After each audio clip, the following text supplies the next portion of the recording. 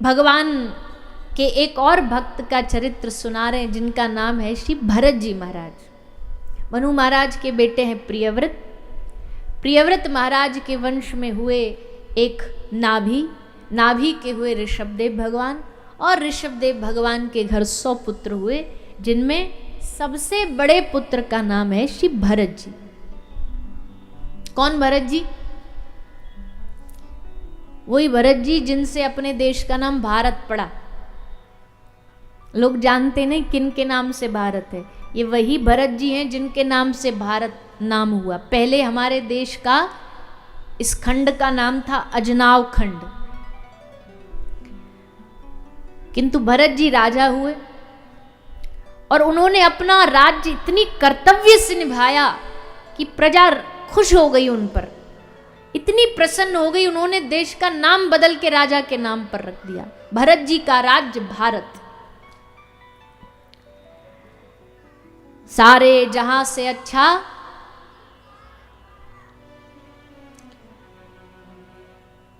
आज व्रत है क्या आप लोग का जो आवाज नहीं निकल रही? एक बोल दो जोर से। सारे जहां से अच्छा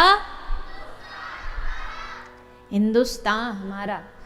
लेकिन भरत जी के मन में वैराग्य जागा। भरत जी ने कहा नहीं, हमको भा नहीं रहा ये राज्य, हम इसके लिए बने नहीं हैं, हमें तो भजन करना, भगवान को प्राप्त करना है। तो भरत जी राज्य छोड़ करके वैराग वेश धारण करके गंडकी नदी के किनारे चले गए। एक कुटिया बना के उसी में भजन करने लगे, और भजन कर रहे थे, उसी भजन में भैया एक माया बीच में आ गई। माया आती है अलग अलग रूप बदल करके। इस बार माया आई भरत जी के जीवन में कि हिरन बन करके। हिरन के बालक में भरत जी का मोह हो गया। ऐसा मोह हो गया कि अब भरत जी का भजन तो छूट गया, स्मरण में वही हिरन का शावक बालक आ गया। उसी के बारे में सोचते, उसी के बारे में विचार करते, मन में वही चलता रहता, उसी के बारे में सोचते रहते। एक दिन काल का आना हुआ, और उसी समय आना हुआ जब ये उस मृग बालक को, उस हिरन के बालक को याद कर रहे थे। और जैसे काल आया, अंतमति सो गति, अगले जन्म में भरत जी हिरन बने। फिर तीसरे जन्म में भरत जी एक ब्राह्मण बने, वहां भी इनका नाम भरत रखा गया। श्री भरत जी महाराज ब्राह्मण बने। परिवार वाले सब कर्म कांडी थे, बड़े भाई सब कर्म कांड करते थे, पिताजी कर्म कांड करते, सोचते ये भी बड़ा होके कर्म कांड करे। पर भरत जी तो अलग ही दुनिया में जीते थे। भरत जी अलग दुनिया में जीते थे। क्यों? उन्होंने सोचा अगर समझदार बन गए ना तो ये दुनिया हमें समझदारी का टैग दे के फिर से माया में फंसा देगी, इसलिए पागल रहो तो ही अच्छा है। कभी कभी पागल बनने में बड़ा मजा है, और वो पागल भी अगर भगवान के नाम का बन जाओ तो फिर तो मौज ही मौज है। जो भगवान के प्रेमी है उनका संग करो। तो भरत जी महाराज सबसे अपना मोह तोड़ करके एकांत में भजन खूब करते। परिवार वालों ने देखा कि ये तो ना कमाता है, ना कोई मन है इसका काम धंधे में, उल्टे सीधे काम कर रहा है, उल्टे सीधे काम करता है। तो बस भरत जी को सब लोग जड़ बुद्धि समझने लगे, मूर्ख बुद्धि। और भरत जी का नाम पड़ गया भरत जी से बदल करके जड़ भरत। भरत जी जड़ भरत हो गए, जड़ के समान। भरत जी बोले लो ये और बढ़िया, हमको और एक अच्छा नाम मिल गया। अब वैसे ही दुनिया हमसे दूर रहती थी और दूर हो जाएगी, ये तो हमारा और भला है। तो श्री भरत जी और खुश हो गए। जैसे कई लोग नहीं होते, दुखी होके कहते हैं हमको तो कोई प्रेम ही नहीं करता दुनिया में, सब धोखा देते हैं। संत महापुरुष कहते हैं इससे अच्छी तो कोई बात ही नहीं हो सकती कि तुम्हें कोई प्रेम ना करे। प्रेम करता तो शायद तुम्हारा मन भी उसमें फंसा रहता, नहीं करता तो और बढ़िया है। बिना तोड़े तुम्हारा मन संसार से हट जाए, इससे बड़ी कृपा क्या होगी तुम पे। तो भरत जी ने सोचा ये हमारे ऊपर बड़ी कृपा हो गई। सबसे संबंध छुड़ा लिया, सबसे रिश्ता छुड़ा लिया श्री भरत जी महाराज ने। और फिर भागवत जी में वर्णन आया है कि भरत जी वैसे तो ज्यादा कुछ बोलते नहीं थे, ज्यादा कुछ उपदेश नहीं देते थे, पर जीवन में एक घटना ऐसी घटी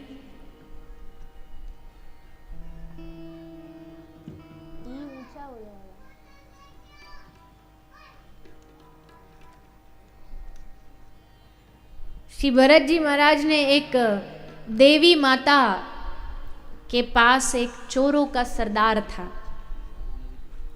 उसके संतान नहीं थी, तो संतति प्राप्ति के लिए उसने माँ से वरदान मांगा और कहा कि हमको बालक हो जाएगा तो हम मानव बलि चढ़ाएंगे, मनुष्य की बलि चढ़ाएंगे। अब जैसे मनुष्य बलि चढ़ाने की बात आई तो एक व्यक्ति को पकड़ के लाया गया, और व्यक्ति को पकड़ के लाए, वो जैसे तैसे पता नहीं कैसे वहां से बच बचा के भाग गया।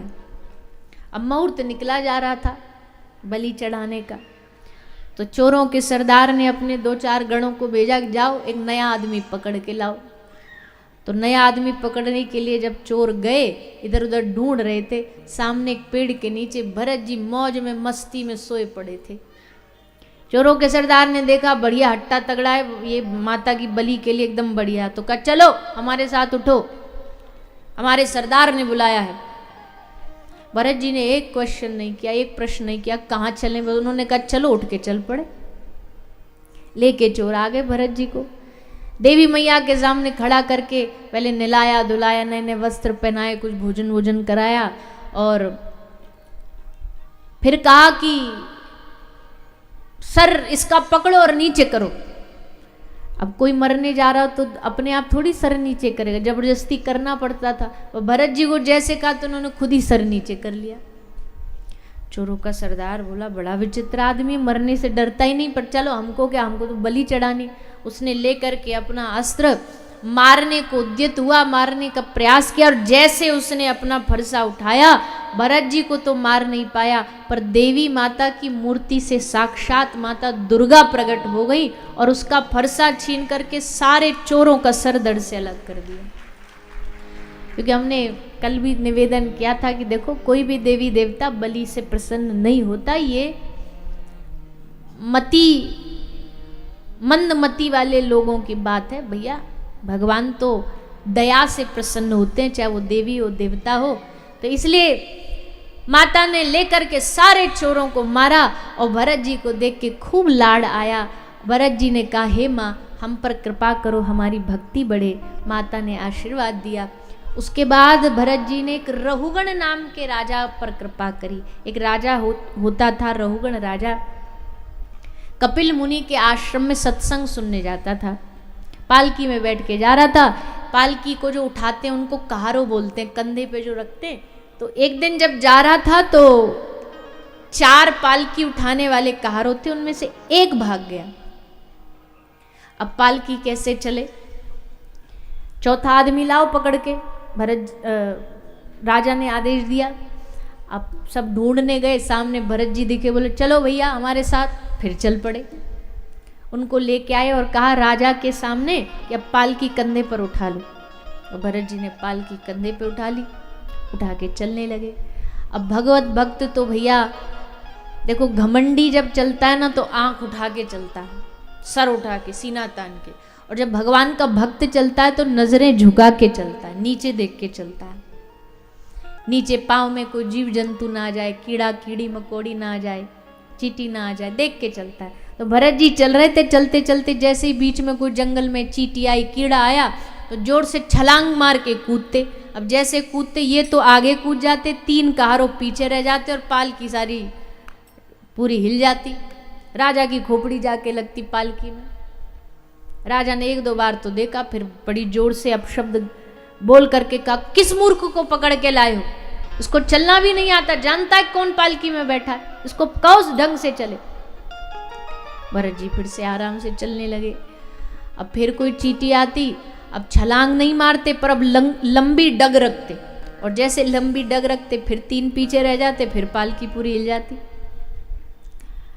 अब इस बार राजा को इतना क्रोध आया, अब शब्द बोले, और जैसे अब शब्द बोले भरत जी ने पालकी नीचे रखी और हंसने लगे, जोर जोर से हंसने लगे। और जैसे हंसी राजा को सुनाई दी, राजा समझ गया या तो ये कोई दिमाग बिल्कुल जिसका खराब हो ऐसा कोई व्यक्ति है, या कोई पहुंचा हुआ महापुरुष है।